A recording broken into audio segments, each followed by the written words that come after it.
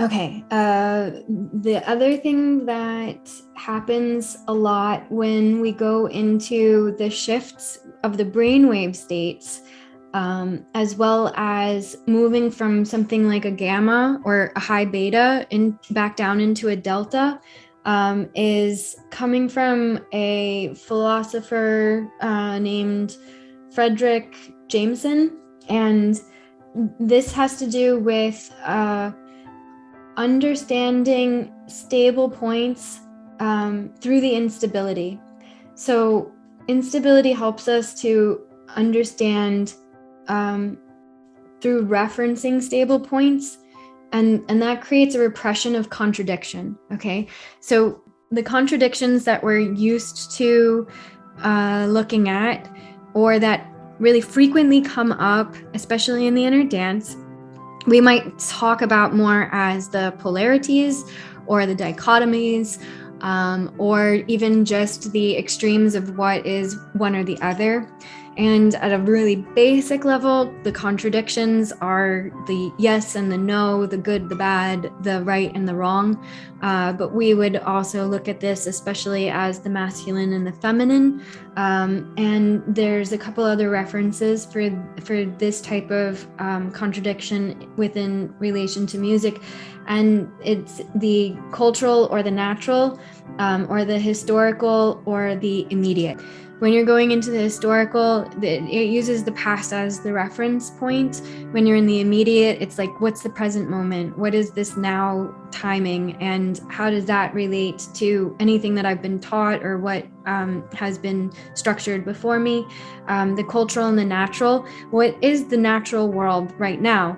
And in what way is what is natural for me may be different than what has been culturally taught to me?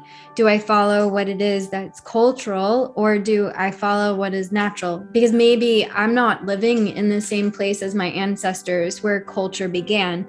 So there are origin points, but perhaps in my environment, my climate, my geographic location, it just doesn't seem to match how to go into what is natural for me where I'm at, as compared to what I've culturally learned.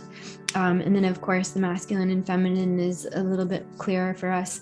So when we're in some of these shifts between the brainwave states, or what is just the highest point and the lowest point, we're creating a positioning that actually creates the conditions in which the contradictions get repressed. Okay, so moving from the higher to the lower to the higher, moving through these successions within the wave begins to destabilize all of the direct boundaries between what is polar inside of us.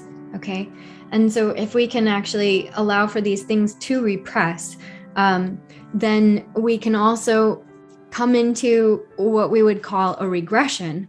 Okay, so the repression leads to the regression, and that's actually a good thing. Okay, and although repression and regression both sound possibly like negative things, to repress what is actually creating dichotomy or dissonance as the right and wrong, yes or no, good or bad, is good.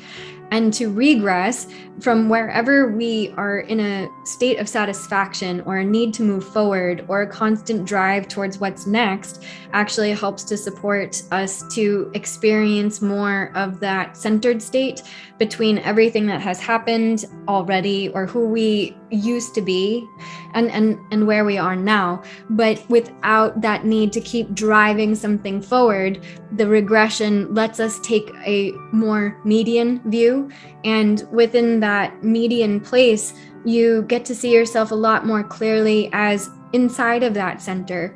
So regressions, when we speak about them in like the life review, we know also help us to sort through little bits and pieces of like what feel fragmented in us, or where we might have like left something behind, or where a piece of us got lost, a way that some of our ancestral ties have created the conditions in which we're carrying things. The regression is more of like the average place where you actually are at, as compared to like where do you want to see yourself to be. And you know, with a lot of meditation practices, there's already that relationship to where you want to see yourself at, that it's like, take that out, come back to just what is present, what is now, what is immediate, and not try to overemphasize where are you going in the future. If you're always focused on the destination, you don't get to enjoy the journey. So the regression also helps us to come back to the journey and to just be present with it, rather than trying to get somewhere or have a destination.